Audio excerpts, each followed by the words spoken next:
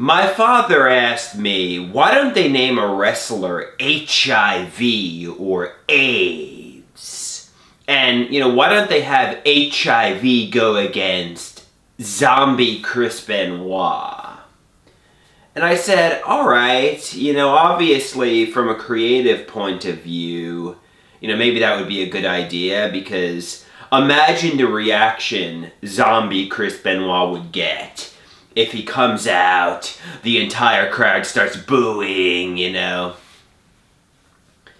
But, the advertisers, the shareholders, the networks like Peacock, Netflix, the sponsors like Snickers, the video game industry, Taco Bell, Slim Jims, they would all refuse to support a company with wrestlers with the name AIDS and Zombie Chris Benoit. So I said, obviously, imagine Chris Benoit actually did fake his death.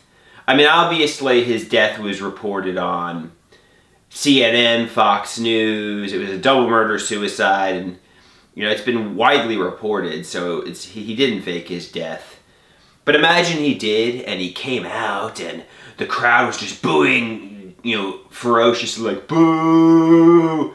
It would be kind of but, sometimes in life, you kind of can't, I get wrestling, especially with Vince Russo, they like to blur fantasy and reality, so you can't tell what's a work and what's actually reality.